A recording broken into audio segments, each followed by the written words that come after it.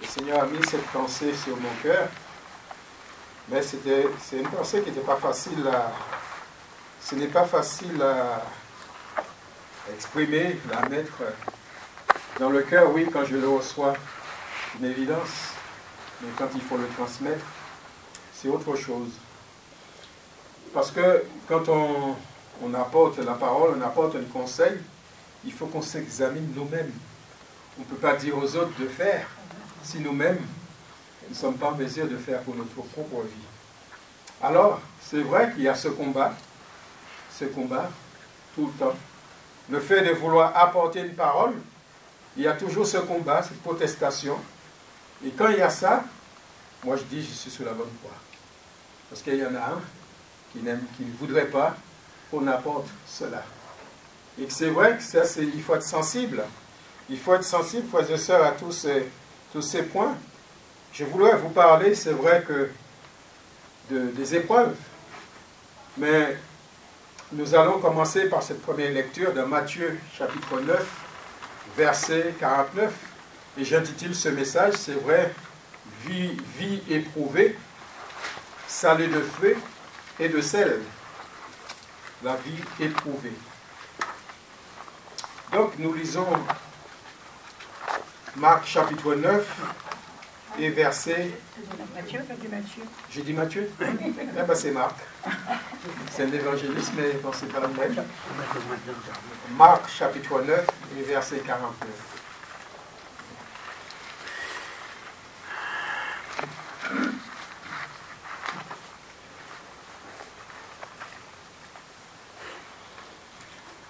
Car tout homme, verset 49, car tout homme sera salé de feu, et toute oblation sera salée.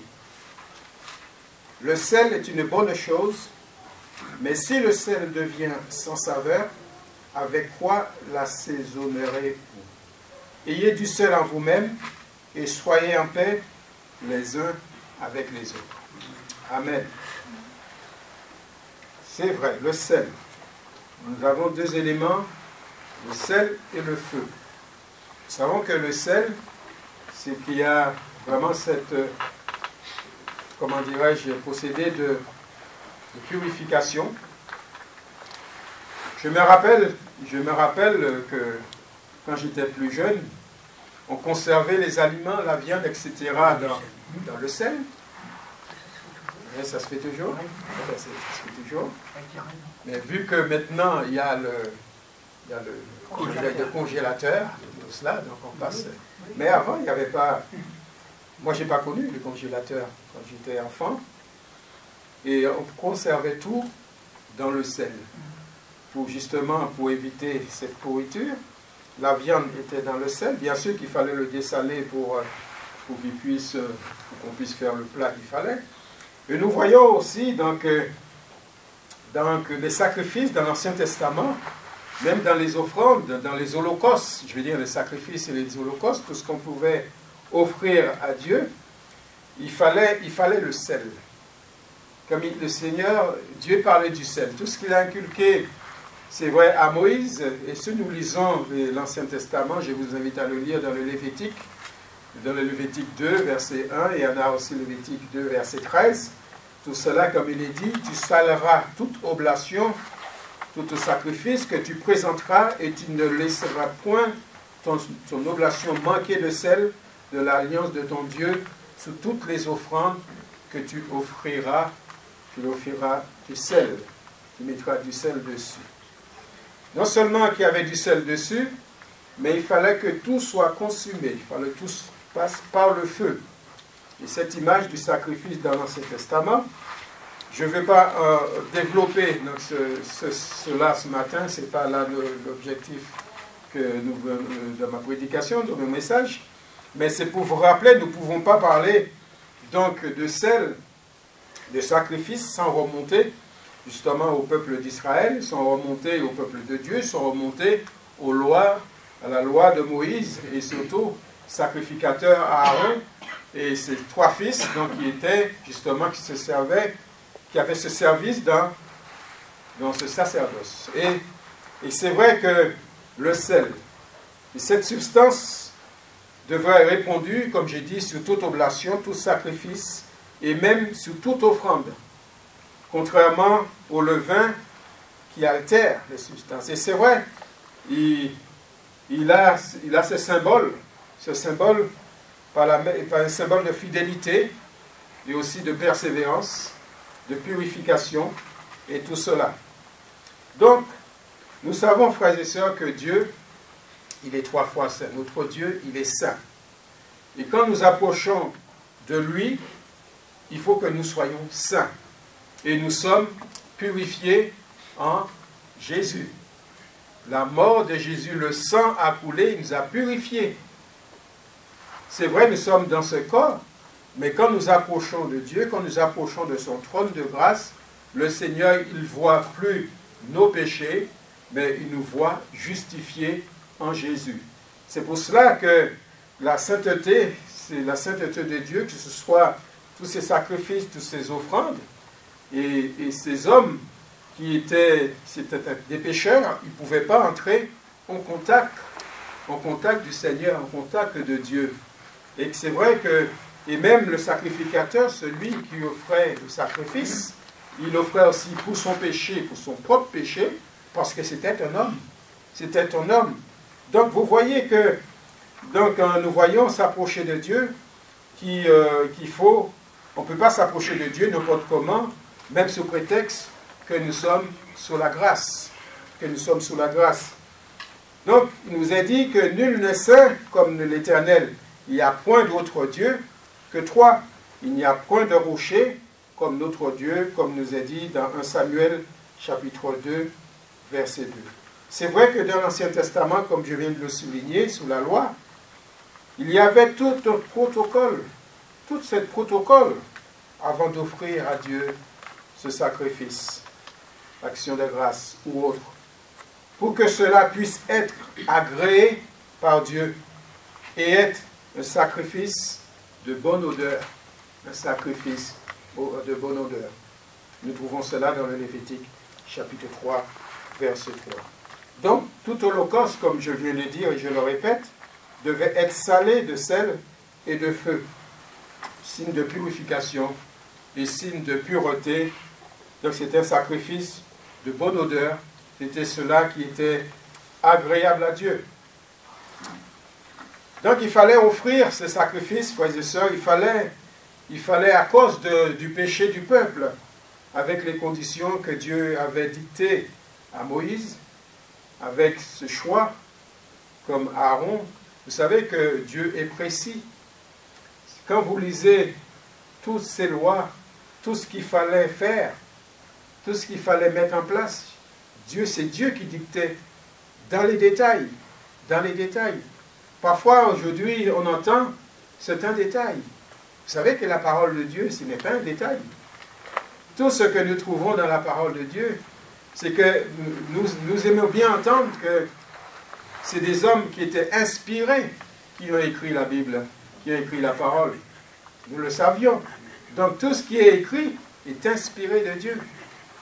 C'est vrai pour nous, soit peut-être pas pour mettre en actualité dans notre vie d'aujourd'hui, mais pour servir d'exemple. C'est-à-dire que s'il y a quelque chose qui a déplaît au Seigneur, afin que nous ne le reproduisions pas, les mêmes choses. Si le peuple s'est détourné de Dieu, eh bien nous, ses enfants, nous voulons marcher toujours avec le Seigneur, toujours faire confiance à Dieu. Et aujourd'hui, nous le savions, heureusement qu'il y a cet ultime sacrifice, Jésus, l'agneau de Dieu. Jésus, l'agneau de Dieu. Cet ultime sacrifice, et c'est Jean le Baptiste, nous le savons dans Jean 1, verset 29, qui dit, il vit Jésus venant à lui, il dit, voici l'agneau de Dieu qui ôte le péché du monde. Alors là, Jésus, c'était l'ultime sacrifice.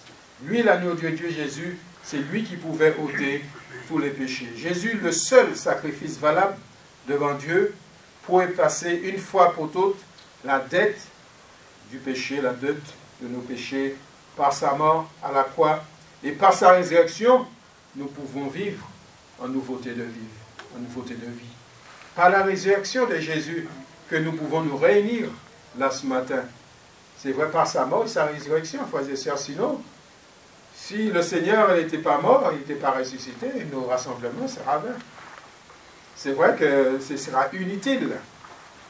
Et quand nous lisons que la parole de Dieu nous dit, la loi n'ayant qu'une honte de bien à venir, et non l'image même des choses, il ne peut jamais, par les mêmes sacrifices qu'on offre chaque année, à perpétuité, rendre parfait ceux qui prennent part. C'est pour cela que c'est Jésus qu'il fallait, Jésus, l'agneau de Dieu, qui remplace tout cela, car il est dit, il est impossible que le sang des taureaux et des boucs ôte les péchés.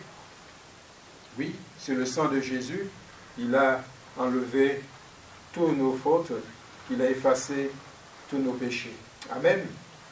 Donc Jésus, le seul sacrifice, il est sans tache, valable pour nous justifier, pour nous sanctifier et pour nous pardonner. Gloire au Seigneur. Mais la loi, c'est vrai que, est-ce qu'il faut dire que la loi c'était avant et plus maintenant? Vous savez que la parole de Dieu, il nous dit que la loi n'a pas été abolie. La loi a été accomplie. C'est Jésus qui a accompli. Donc il a accompli donc, cette loi. Il a facilité, mais ça ne veut pas dire qu'il est moindre. Il est moindre. Parce que cette loi, nous ne l'avons pas... Parce que Jésus l'a payé. Il a payé la dette là, de nos péchés. Il a payé toutes ces... Je ne sais pas combien, plus de 400 lois. C'est choses qu'il fallait respecter. Et que s'il n'y avait qu'une loi, une qui était offensée, c'était tout qui était mise par terre. L'homme ne pouvait pas, incapable de suivre cela. Et maintenant, Jésus, nous pouvons dire qu'il a pris notre place. Maintenant, nous n'avons pas à accomplir toutes ces lois et nous devons tout simplement obéir à Jésus. L'obéissance. C'est par la foi, frères et sœurs, et que notre Seigneur, il a accompli toutes ces choses. Qu'est-ce qui a changé dans ma vie? Qu'est-ce qui a changé? Eh bien, ce qui a changé, c'est Jésus. Nous avons Jésus, c'est lui qui a payé le prix, la dette de mes péchés. Alors, si nous revenons à notre première lecture que nous avons fait dans Matthieu, pour dire que quand nous venons dans la maison de Dieu, nous parlons d'offrande.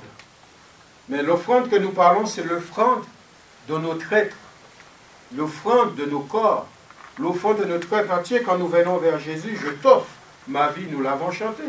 Je t'offre ma vie. Qu'est-ce que ça veut dire? Vous savez que l'offrande de ma vie, c'est de mon être entier. Et cette offrande doit être purifiée. Il doit être purifié par le sel et par le feu. D'où l'épreuve de la foi, qui permet d'éliminer tout ce qui ne lui appartient pas. Vous savez que l'épreuve, et c'est vrai quand il nous parle de l'épreuve, il est souvent comparé l'or dans le creuset. Souvent comparé l'or dans le creuset.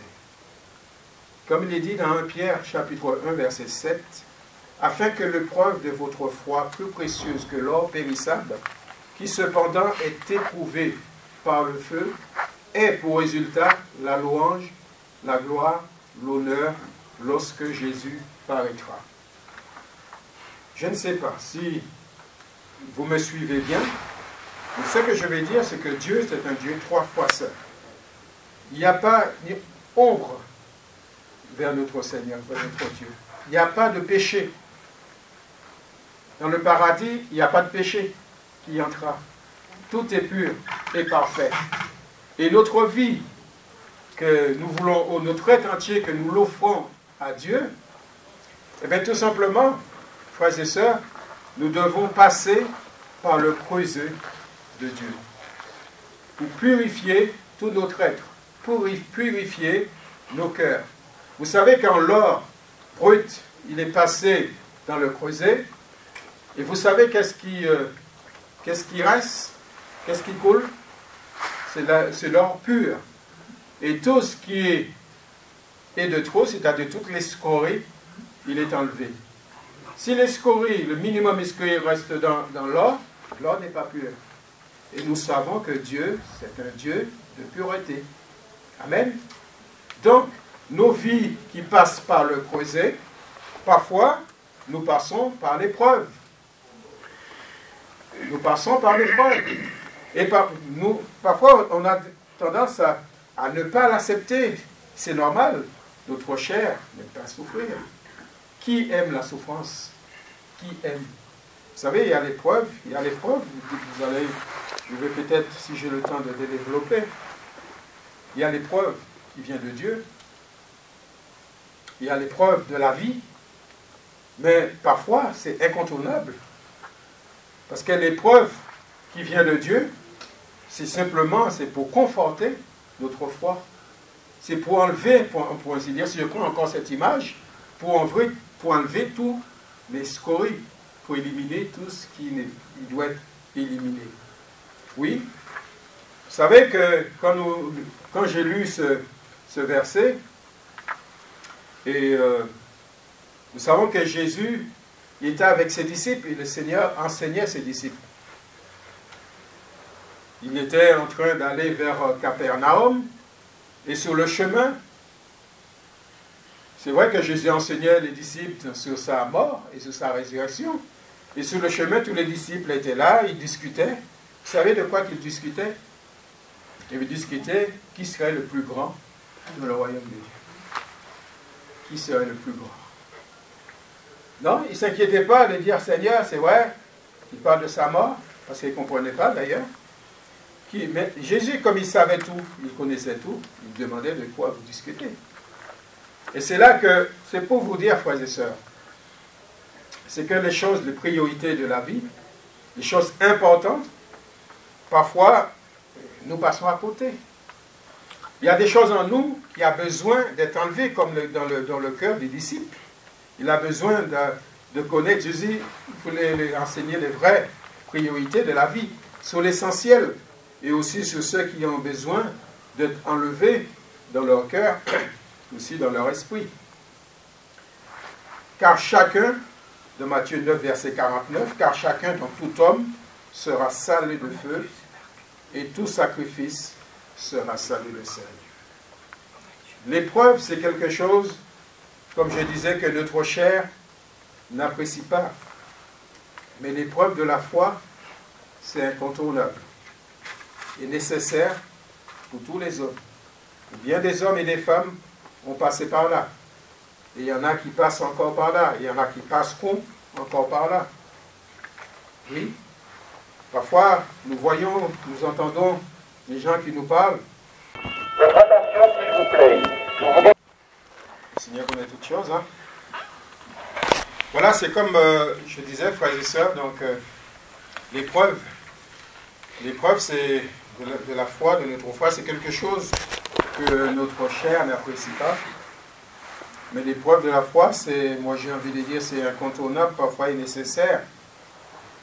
Et bien des personnes, bien de nos frères et nos sœurs, on passe par là. Et que le Seigneur nous fait parfois passer par là. C'est-à-dire, le Seigneur nous dit, tu dis que tu as foi en moi, tu dis que tu m'aimes. Alors, tu dois passer par là pour vraiment vérifier, pour vraiment montrer ton amour à mon égard. Et le Seigneur m'a déjà prouvé. Il me l'a dit, je l'ai déjà eu comment dirais-je, cette expérience. Parce que ce que le Seigneur attend, c'est que notre amour soit vrai. Notre amour, je dis j'aime le Seigneur, j'aime mon Seigneur. Mais le Seigneur, il connaît nos cœurs. Rien n'est caché, nous l'avons dit, rien n'est caché devant lui. Tu dis que tu m'aimes, alors je veux voir vraiment si tu m'aimes. Et parfois, nous passons par des épreuves. Mais à chaque épreuve, le Seigneur a un but pour chaque épreuve. Si je passe par cette épreuve, le Seigneur sait pourquoi. Vous savez, parfois, des personnes, ils passent par l'épreuve de la maladie, l'épreuve de la dépression, l'épreuve de tout ce que vous voulez. Mais vous savez, quand on est passé par là, on sait de quoi. On sait de quoi. Moi, il y a des sujets que j'ai du mal à parler avec mes frères et sœurs parce que je n'ai pas encore passé par là. Et je ne suis pas passé par là. Et parfois, j'ai du mal. Je dis, mais je ne vais pas dire je te comprends. Parce que je ne comprends pas si je ne suis pas parlé par là. Mais un frère ou une sœur qui a passé par des épreuves peut comprendre l'autre. Il peut comprendre l'autre par quoi? Par qui qu'il passe. Et là, il a fallu que ce frère et cette sœur, ou cette sœur, passe par le creuset de Dieu. Par le creuset de Dieu. Est-ce que Dieu, pour autant, ne nous aimait pas? Est-ce que Dieu, pour autant, ne vous aime pas? Non. Parce que tout simplement, il veut que, comme il est écrit, donc il veut que cette louange soit vraie, cette prière soit vraie, cette vérité. Nous disons que nous aimons le Seigneur, et tout simplement, passer par le creuset de Dieu, c'est après pour être efficace dans son service. Nous pouvons mieux comprendre les autres, mieux prier, et c'est vrai que le Seigneur, c'est qu'il attend de chacun de nous avoir ce cœur pur, avoir ce cœur qui est entier pour le Seigneur. C'est important, frères et sœurs. Comme il est dit, le fourneau pour l'argent et le creuset pour l'or. Et pour l'homme, les choses dans lesquelles il place sa louange.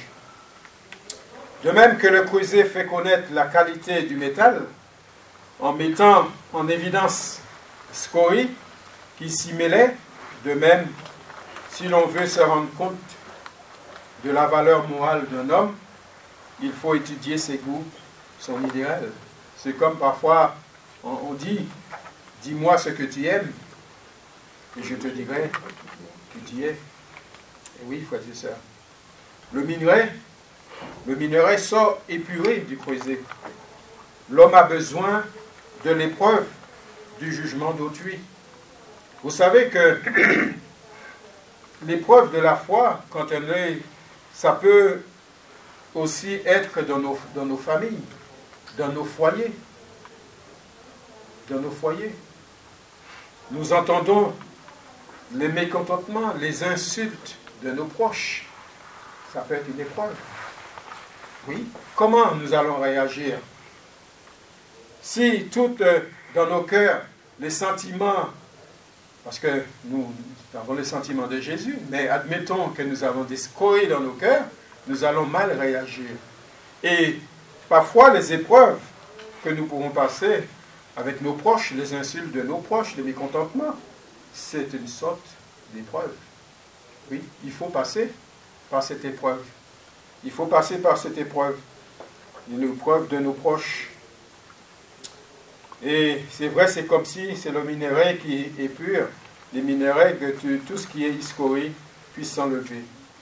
Vous savez, le résultat de l'épreuve, quand nous sommes dans l'épreuve, eh bien, Jacques nous dit, l'épître de Jacques, 1 verset 3, sachant que l'épreuve de votre foi produit la patience. La patience. C'est pour cela que je dis, il y a des choses qui naissent, il y a du résultat. Pourtant, l'épreuve, on pourrait dire, c'est dur. On pourrait voir sur le plan négatif des choses, mais pour Dieu, non. Pour Dieu, non. Je parle de l'épreuve que nous devons passer et que Dieu nous permet de traverser. Et oui, l'épreuve de la tentation. Vous savez que la tentation, c'est une épreuve. Heureux l'homme qui supporte la tentation, car quand il sera devenu un homme éprouvé, il recevra la couronne de vie que le Seigneur a promis à ceux qui l'aiment. Oui, il y a toujours un prix, frères et sœurs. Il y a toujours un prix. Comme nous avons vu au sacrifice, même sur l'Ancien Testament, il y avait toujours un prix. Et dans un sacrifice, mais il en découle une force. Après, il en découle une force, quelque chose d'important. Il y a la progression pour notre vie spirituelle. Il y a toujours quelque chose de plus qui ressort. Et dans une relation de pureté, dans une relation de sainteté. Parce que nous sommes, quand on nous dit, parfois qu'on entend, oui, tu es saint, tout de suite, non, ça ne va pas pour moi, je ne suis pas saint. Parce qu'on le repousse, la sainteté. Ben oui, parce que nous sommes des pécheurs sauvés par grâce. Nous sommes des pécheurs et dans notre corps, le corps de chair, il y a toujours le moi. Et il y a toujours il y a toujours le péché. On pourrait dire on pêche. Quelqu'un qui pourrait me dire, monsieur, je pêche jamais, je pêche plus. C'est faux. C'est faux. Ah oui. Vous savez qu'on peut pécher en pensée. Et si le Seigneur l'a compris, le Seigneur l'a dit, nous l'a révélé cela. Même dans nos regards. Dans nos regards, on peut pécher. Personne ne le voit. On peut pécher. Mais le Seigneur le sait. Rien n'est caché devant lui. On est nu et à découvert devant le Seigneur. Oui, il y a un prix, frères et sœurs. C'est vrai, c'est ce qui, mais par contre, ce qui en ressort, c'est la pureté. Ce qui ressort, c'est la sainteté. Vous savez, quand l'or, il faut qu'il passe. Tout ce qu'il récupère, c'est de l'or pur. C'est de l'or pur. Et c'est que le Seigneur veut recevoir de notre vie. De notre vie pour lui. Ma vie est mise dans le creuset de Dieu. Mon service aussi pour lui. Ma louange, mes prières, etc. Et c'est vrai que dans 1 Corinthiens chapitre 4, verset 5, je vais lire cette référence pour vous, c'est pourquoi ne jugez rien avant le temps, jusqu'à ce que le Seigneur vienne, qui mettra en lumière les choses cachées dans les ténèbres, et qui manifestera les desseins des cœurs, et alors la louange sera donnée à chacun de la part de Dieu. Oui. Si le Seigneur nous avertit, si le Seigneur nous exhorte, nous parle de cela, tout simplement, parce qu'il ne faut pas qu'il y ait des surprises, même que nous vivions dans l'illusion, de savoir que Dieu sait tout, de savoir que Dieu connaît nos cœurs devant lui, il le sait. Donc, au lieu de le cacher, à notre Dieu, ah ben, tout simplement, Seigneur, je t'ouvre mon cœur. Je t'ouvre mon cœur, je te fais confiance. Alors, tout ce qui est dans ma vie qui ne te plaît pas, qui n'est pas de ta gloire, Seigneur, enlève. Seigneur, enlève. Nous passons, parfois, quand nous sommes, j'ai envie d'employer ce mot, même pour moi, quand nous sommes têtus, eh bien, nous passons par le creuset. Le Seigneur nous aime, frères et sœurs. C'est pas parce qu'on châtie, même pour nos enfants, c'est pas parce qu'on châtie nos enfants qu'on n'aime pas nos enfants. Et Dieu aime ses enfants. Et il les châtie. Parce que Dieu les aime. Dieu l'aime. Châtier, c'est-à-dire que Dieu peut nous reprendre. Ça peut nous faire mal quand Dieu nous reprend. Ah oui, ça nous fait mal. C'est comme les jeunes disent, ça pique. Mais pour de bonnes causes. C'est pour de bonnes causes. Vous savez, quand je lis la parole de Dieu, j'ai tourné la page, mais j'ai envie de le tourner vite. Parce que Dieu me parle, ça m'a touché. Je dis non, il faut que je lise ce que Dieu a à me dire. Et c'est comme cela, frères et sœurs. C'est comme cela. Dieu nous aime. C'est pour notre bien. Parfois, nous passons par certaines difficultés. Je ne dis pas toutes les difficultés qui viennent de Dieu. Vous savez, il y a les épreuves, il y a la tentation, mais il y a aussi que toutes les épreuves de la vie qui en résultent. Mais là, il y a l'épreuve de la tempête. La tempête. Vous savez que la tempête de la vie. Il y a des gens, il y a des frères et sœurs, moi c'est vrai qu'il y en a qui passent par des sales quarts d'heure. Par des sales quarts d'heure. Et c'est comme je disais, nous pouvons vivre à côté de ces personnes, nous ne comprenons pas. Nous ne comprenons pas parce que nous-mêmes, nous ne pas passer par là. Mais notre vie, il est comme semblable à un homme, comme dit la parole, qui bâtissant une maison. Il a creusé profondément et a posé le fondement sur le roc. Il est dit, une inondation est venue, le torrent s'est jeté contre cette maison, sans pouvoir l'ébranler, parce qu'elle était bien bâtie. Notre vie, frères et sœurs, il est sur le roc. Il est bâti sur le roc, parce que nous avons creusé. Nous avons creusé dans la parole de Dieu. Nous avons mangé cette parole. Oui, cette nourriture. Nous avons grandi, nous a permis de grandir. Et notre vie, il est scellé sur ce roc. Bien sûr, les inondations, les épreuves, la tempête va venir. Parce que dans la parole de Dieu, il n'est pas dit nous serons exempts. Exempts de la maladie, exempts des tempêtes, exempts des difficultés. Mais quand ils seront là, comme il est dit, une inondation est venue et le torrent s'est jeté contre cette maison sans pouvoir l'ébranler. Amen. Sans pouvoir l'ébranler. Donc notre foi tiendra debout, il sera stable, il sera résistant dans toutes les tempêtes de la vie si nous prenons bien le temps de creuser et de bâtir notre vie sur cette solide fondement, sur le roc, donc sur Jésus. Fais confiance à notre Seigneur. Faisons-lui confiance toujours, même dans les difficultés, dans les épreuves que nous pouvons traverser, même si nous sommes mal compris par nos entourages, même si nous sommes mal compris aussi, le point d'interrogation même par nous-mêmes. Mais le Seigneur ne nous a pas oubliés. Le Seigneur nous aime, il aime ses enfants. Et comme par ce message, c'est vrai, même à travers l'épreuve que tu traverses, eh bien, le Seigneur t'aime. Il ne t'a pas abandonné. Le Seigneur t'aime. Et l'épreuve ne dure pas continuellement. L'épreuve, il y a une fin à l'épreuve. Mais parfois, nous devons passer par là. Nous devons passer par là parce que c'est l'épreuve que Dieu a permis. Amen. Et j'aurais pu développer sur des exemples de la parole de Dieu. J'aurais pu vous parler de Job. J'aurais pu vous parler de l'épreuve qu'il a connue. Quand même, c'est... Quelle épreuve! Quelle épreuve! Oui, donc, je vais tout simplement dire que malgré l'épreuve qu'il a traversée, ce que nous avons constaté dans la bouche de Job ou bien d'autres, c'est qu'il n'a pas renié son maître. Il a toujours fait confiance. Oui.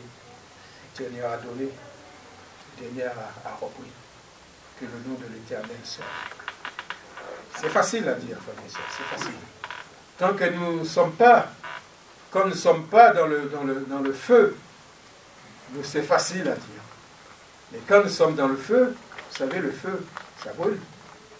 Et oui, ça brûle le feu. C'est la tempête. C'est l'épreuve. Nous n'avons pas envie de sauter de joie quand nous sommes là-dedans. Mais parfois, il faut le passer par là. Mais si c'est Dieu que nous passons par l'épreuve du creuset de Dieu, eh bien lui, il permettra que nous en sortions. Et que nous sortirons vainqueurs. Et nous sortirons plus forts. Amen. L'épreuve finale. Et certaines épreuves que nous pouvons traverser, c'est comme l'or dans le creuset. Tout ce qui n'est pas de l'or pur sera enlevé. Et l'œuvre de chacun sera manifestée, comme dit la parole de Dieu dans 1 Corinthiens 3, verset 13, car le jour la fera connaître parce qu'elle se révélera dans le feu, et le feu éprouvera ce qu'est l'œuvre de chacun. Et oui, c'est en traversant par certaines difficultés qu'on reconnaît le vrai du faux. Et oui, le vrai du faux.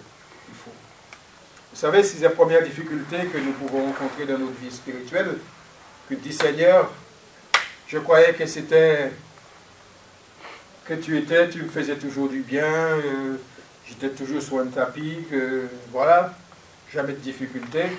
Alors si c'est ça, Seigneur, je t'abandonne, je laisse, je m'en vais. Mais oui, parce que, et c'est là que c'est révélé, frères et sœurs. C'est à travers le feu. Et le feu éprouvera ce qu'est l'œuvre de chacun, nous dit la parole.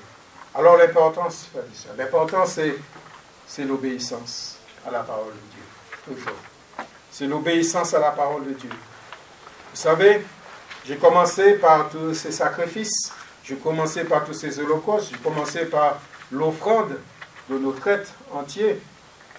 Mais il y a un homme qui disait, dans la parole de Dieu, c'est Samuel, qui disait, voici l'obéissance. Il vaut mieux que les sacrifices. L'obéissance. C'est important. Et l'observation de sa parole vaut mieux que la graisse des béliers. Frères et sœurs, l'obéissance à la parole de Dieu. Obéir ce que Dieu dit. Ce que Dieu dit. Ce que Dieu a dit. C'est parce que les hommes ont dit. mais ce que sa parole dit. Oui, c'est ça qui est important. C'est ça qui est important pour l'enfant de Dieu, c'est obéir. Obéir à son Père, obéir à Dieu, obéir à Jésus, et obéir à sa parole. Ce que le Seigneur attend de chacun, il propose à celles ou ceux qui ont besoin de lui. Et oui, comme cette église de la Odyssée. Vous savez, dans cette église de la Odyssée, l'Asie mineure, que le Seigneur a, qui pourrait dire à toutes les églises de France ou du monde, voilà ce que j'ai contre toi, voilà c'est ça, celle-là ça va, celle-là il marche bien, mais voilà ce que je peux relever. Cette église de la Odyssée, il était ni froid, il était ni bouillant. Il était ni froid ni bouillant. Et vous savez qu'est-ce que la parole de Dieu dit au sujet de ça, de cette moque? Mais je te conseille d'acheter. Je te conseille d'acheter de moi de l'or, éprouvé par le feu. Et de l'or, mais éprouvé par le feu. C'est-à-dire de l'or pur. Et ce qui est important, c'est qu'il voit, c'est que c'est la pureté. La pureté d'un cœur, la sainteté, frères et sœurs. Et c'est que si nous passons par l'épreuve, parce que tous les scories, tout ce qui est superficiel, qui n'est pas important, eh bien tout ça va s'enlever. Et la pureté, c'est pour notre Dieu. Amen. Le Seigneur attend que nous soyons saints, que nous soyons purs. Alors c'est vrai, il est question d'acheter de l'or éprouvé par le feu, afin que tu deviennes riche, et des vêtements blancs, afin que tu sois vêtu, et que la honte de ta nudité ne paraisse pas, et un collier pour oindre les yeux, afin que tu vois. Un collier. Vous savez, le collier est spirituel, afin qu'on voit. Vous savez, il y a des personnes qui ouvrent la Bible, mais ne voient pas. Nos yeux spirituels. C'est important, frères et sœurs. C'est important de te laisser guider par le Saint-Esprit. Parce que c'est lui, le Saint-Esprit, c'est lui tout. Quand nous méditons la parole, quand nous lisons la Bible, c'est pour cela, moi, pour ma part, je prie le Seigneur, j'ouvre ta parole, Seigneur. C'est vrai, il y a des choses que je ne comprends pas. Mais je te fais confiance. Guide-moi par son Saint-Esprit. Aide-moi à comprendre ce que tu veux me dire par ta parole. Et si je ne comprends pas tout de suite, je comprendrai au moment que tu voudras, Seigneur. Vous voyez, donc c'est se laisser guider par le Saint-Esprit, se laisser guider. Et c'est la marche par la foi. La marche avec Jésus, c'est ça. La marche avec Dieu, c'est se laisser guider par Dieu. Maintenant, frères et sœurs, pour ceux qui passent par des épreuves, j'ai envie de dire bon courage, continue et de la force. Et parce que la fin est proche et tu sortiras vainqueur, tu sortiras avec un plus. Amen. C'est bien important pour le Seigneur. Alors que Dieu vous bénisse, que Dieu vous fasse du bien, que Dieu nous bénisse, qu'il nous aide à aller plus loin avec lui, dans le nom de Jésus.